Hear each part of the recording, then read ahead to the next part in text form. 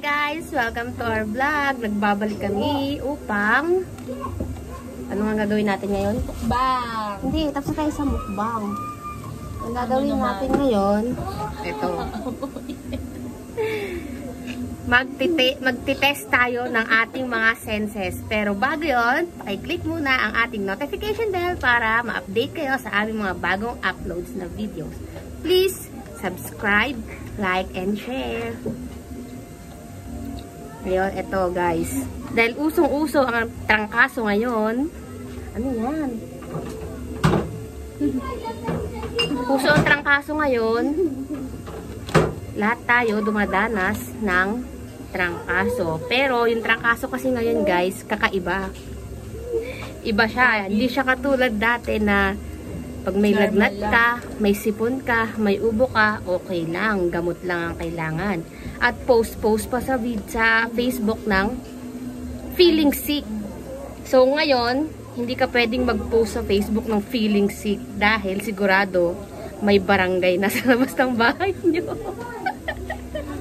Lahat ng tao, ano na sa'yo. Kaya eto guys, dahil napapanahon, dahil sa COVID na yan,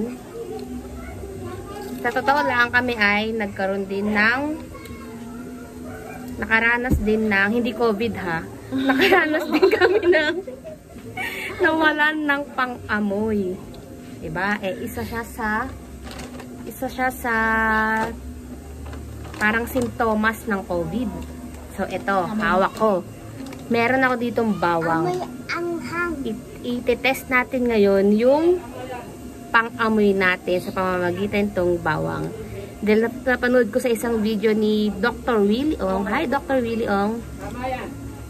Pag wala kang pang-amoy, subukan mong i-test yung sense of smell mo sa pamamagitan ng bawang.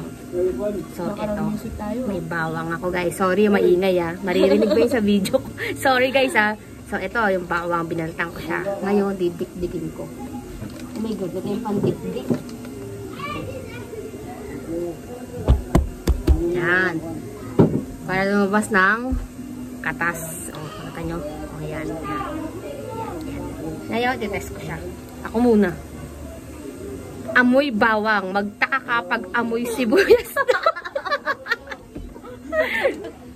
Naamoy ko na siya guys. Amoy bawang. Ikaw, alte yan. Amoy sibuyas. Bawang to be. Hindi to sibuyas ha. Hindi naman. Amoy mo. Naamoy mo ba? Ikaw, Indoy. Oh my God. Pasok mo pa sa ilong ko. Oh my God, Indoy. Wala ka na amoy kahit konti. Oh my God. So yun guys, wala siyang pang-amoy. Ay, may palasa ako ah.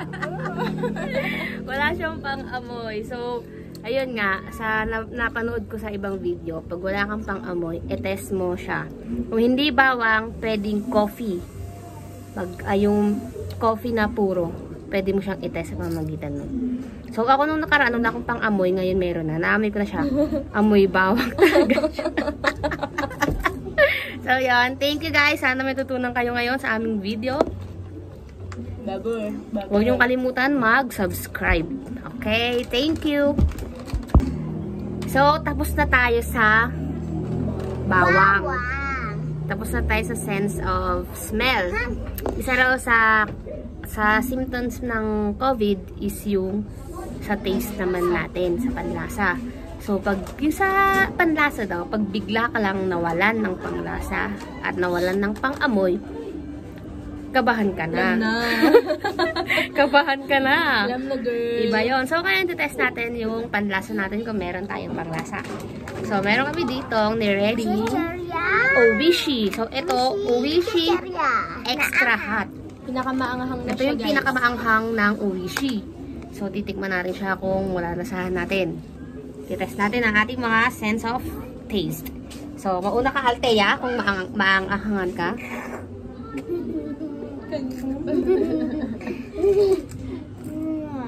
Nang manghang.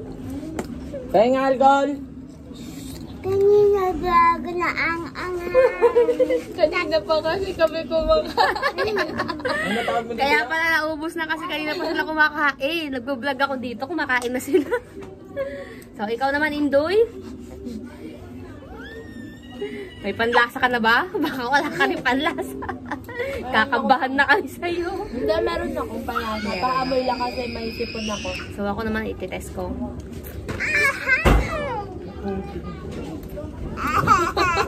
May kaguluhan po dito sa bahay namin. Ang anghang talaga. Diba? Kasi, Sinisip na ako. extra hot to, guys. Extra hot.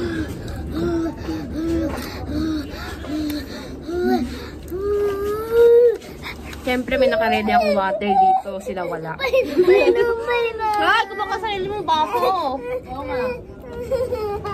Indoy nga, oh, strong. So, yun. Meron tayong panglasa.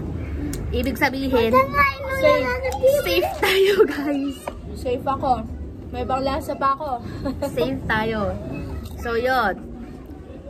Ang symptoms daw ng COVID, yung bigla ka lang nawalan ng panlasa at biglang nawalan ng pang-amoy.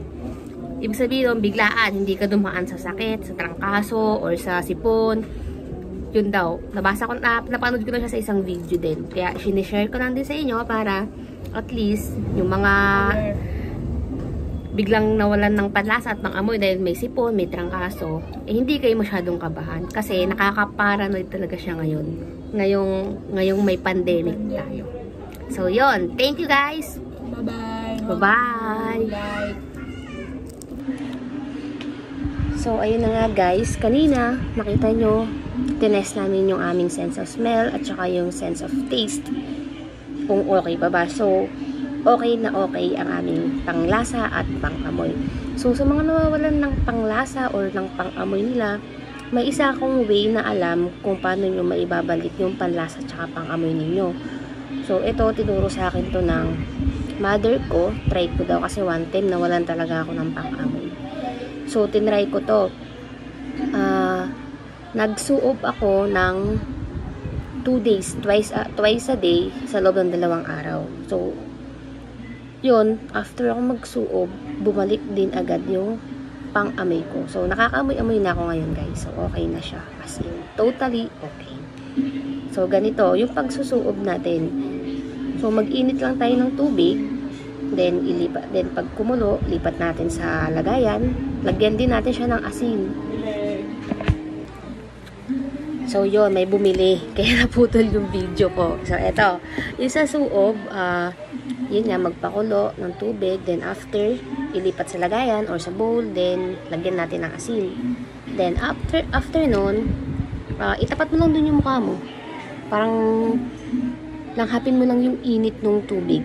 Hanggang sa mga 10 to 15 minutes. Huwag mo siya ilubog kasi mainit siya. Totaling mainit talaga siya.